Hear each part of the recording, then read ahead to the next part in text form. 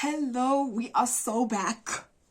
Season 2 of Shaka Ilembe is finally out. It's been like 2 years waiting for this season to come out, and we are so back. Hi, welcome back to Pactolas. My name is Shibu, and this is the review of Shaka Ilembe Season 2, Episode 1. Oh my gosh, I can't believe I'm actually saying that. When I watched Episode 1, it quickly became clear to me that I actually need to go back and rewatch the first season because I just wanted to make sure I'm not missing any details. Plus, some of the names were a bit foggy in my mind, so that's exactly what I did. I've got my papers down here, I've got my notes down here, so if I'm looking down, don't mind me. I think that's where we're going to start off this review. We're going to start by going back to season 1 and basically looking at some of the key events that took place before we get into what actually happened or what exactly happened in episode 1 of season 2. So to look at where we left off in season 1, we're going to start with Dingiswayo / Kotongwana, who after his time in exile is now the king of the Mtetwa clan. He became king after going to take the throne from his brother, his traitor brother Mawewe, and he was helped by the Maputu and Hlubi warriors that were sent to help him by King Makasana and King Bungani. These are kings that he built an alliance with during his time in exile. Then on to Shaka and Nande. After they were kicked out of the royal palace at Kwanobamba, they moved from Elangeni to Emtandeni and then ended up in Oyengweni, where Shaka climbed the ranks as a military general of the Izikwe regiment. Shaka also found favor with King Dingiswayo because of his military prowess and also because of their shared experience in being exiled / outcasts / rejects of their clans. Dingiswayo favored Shaka so much that he considered Shaka to be his own son, even though Dingiswayo's mother disapproved of this and counseled Dingiswayo to rather focus on training his own son, his actual son, Somveli, to one day take over the throne.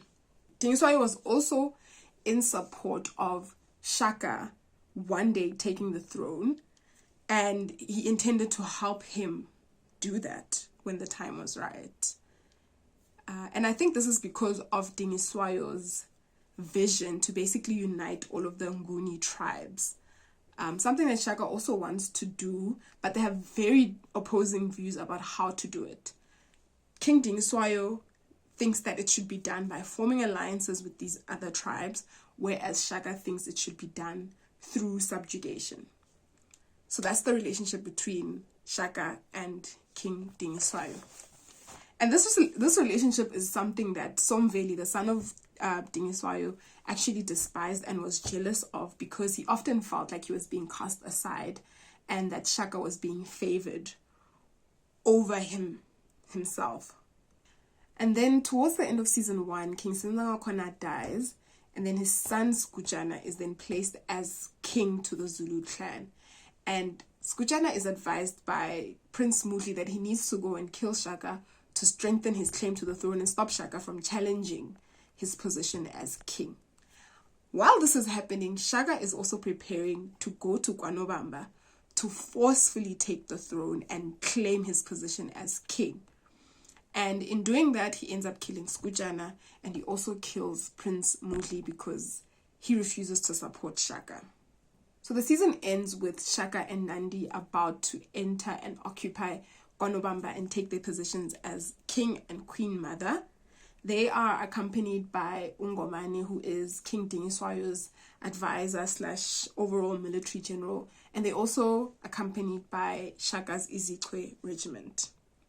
Then in the final scene of episode 1, we see Somveli arriving in Ekutunkomo to see King Zwide, where he basically plans to betray King Dingiswayo, his own father, by feeding Zwide information about Shaka and King Dingiswayo.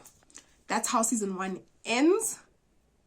Now let's get into what happened in episode 1 of season 2.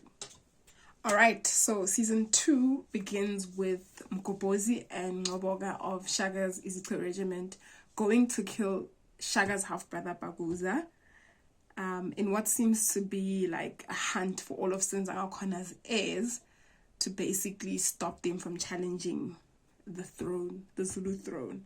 And because of this, Shaka's other brothers, Mhlangana, Dingane, and Mpande, they go into hiding.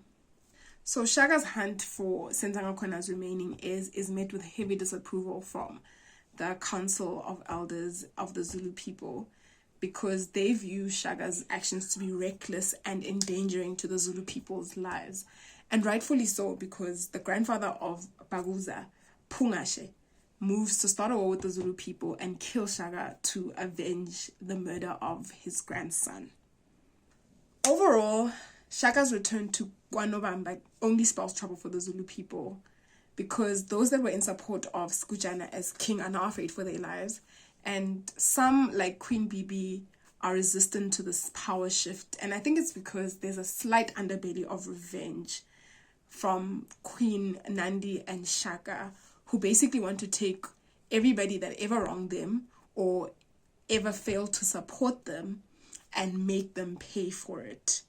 We can see this in that scene where Queen Nande basically forces Bibi to apologize for playing a part in having her and Shaka kicked out of the royal palace. And it's also more subtly shown in the conversation that Shaka has with his grandmother, Queen Mtania, where she basically says that she can see that the wounds he has from the past have not healed quite yet. Yeah, so I'm saying all of this to say that there is just an uneasiness and unrest amongst the Zulu people with this new power shift. So naturally, plots arise to have Shaka assassinated and have him killed. But Mkabayi, who supports Shaka being king of the Zulu people, she has spies and they have their ears to the ground about all of these plots.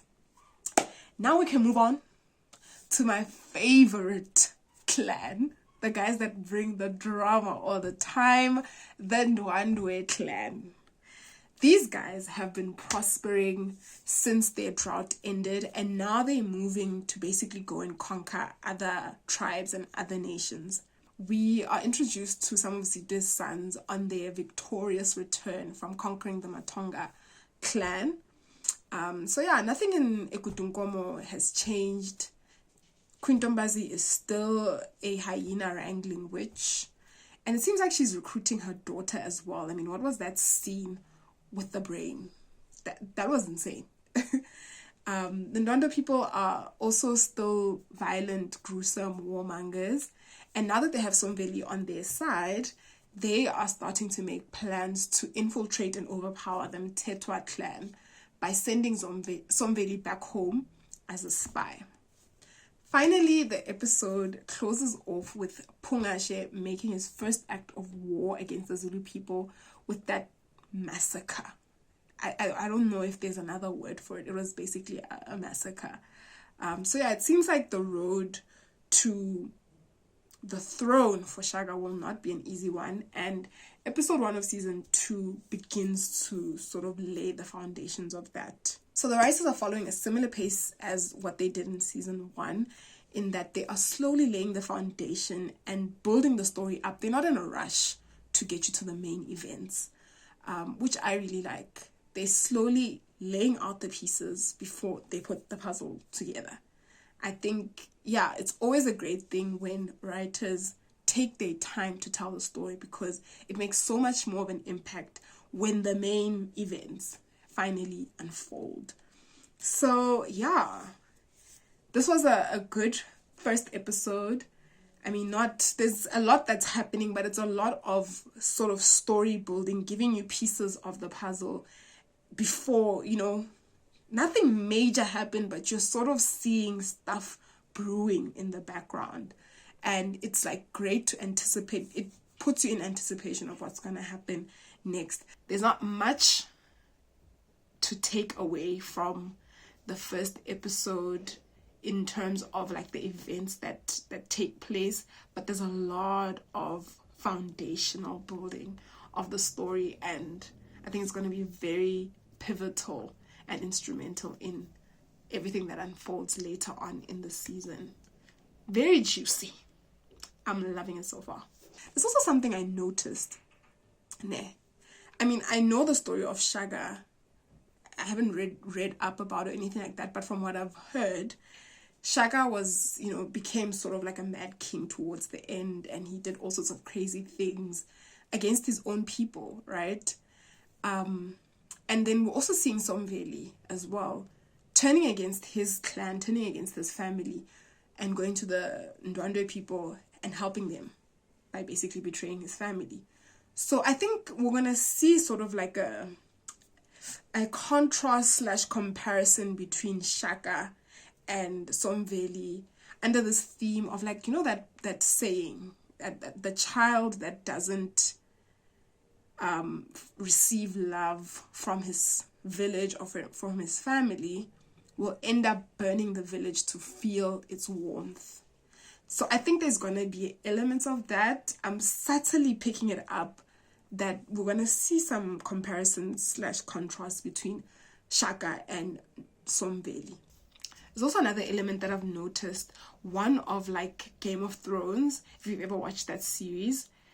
On Shaka's side, he's about to become the king of the Zulu people. He's about to take over the throne. But there's plots, there's schemes, there's plans being put in place to try and have him killed, basically taking him out and placing whoever they want to be on the throne of the Zulu kingdom, right? And then also on the side of the Ndwandwe people, there's plots, there's scheming, there's plans in place to try and take down the Mthethwa kingdom by sending Somveli back home to basically become a spy. So yeah, there's those sort of elements that I've also picked up on, which I think sort of heavy within the first episode, especially in sort of laying up the events that are going to unfold in the future episodes of season 2. So I'm very excited to see how that unfolds, how that plays out, who's gonna win at what, who's gonna lose at what, which plots, which schemes are going to be broken up, which ones are going to succeed. But yeah, I'm so excited. I'm so excited that season 2 is back. Shaka Ilembe is back, and I can't wait to see how everything unfolds. Yeah, what did you think? What did you think about the first episode? I mean, there's not really much to dissect as yet.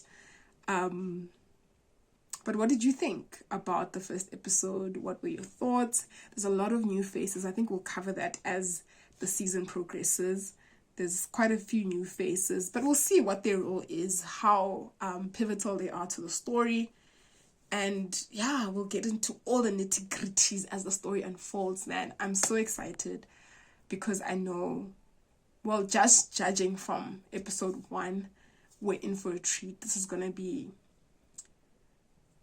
if they follow suit with season 1 and they follow suit with the quality of season 1, this is going to be such a good story, and it's going to be just something to enjoy. So I'm very, very excited. So yeah, let me know what you think about episode 1. What were your thoughts about the events that took place? What are you anticipating? What are you expecting in the season? What are you excited for? What were you disappointed by? Like, just let me know what you think. I would love to interact and just chat about the story, because I'm very excited that this is back, that Shaka Ilembe is back. Anyway, I'll see you next week for the review of Shaka Ilembe season 2, episode 2. Bye. Okay, let me get comfortable.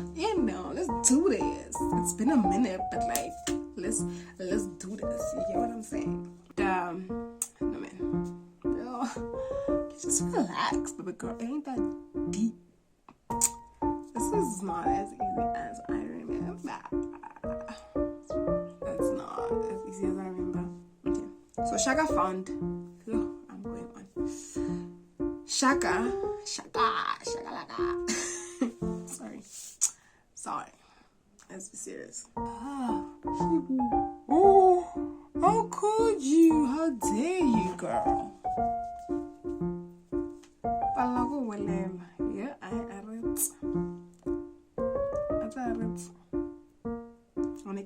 Why can't you sing? Just speak normal, girl. Anyway, towards the end of the post-credit scenes. Like, hello, girl, get it together. Can you do that? Can you do that, baby? No, it's been a long day. It's about to be a long night. Half brother Baguza. Baguza. Yeah. Mkopozi and Ngoboka of Ngoboka. Guys, these names are gonna throw me.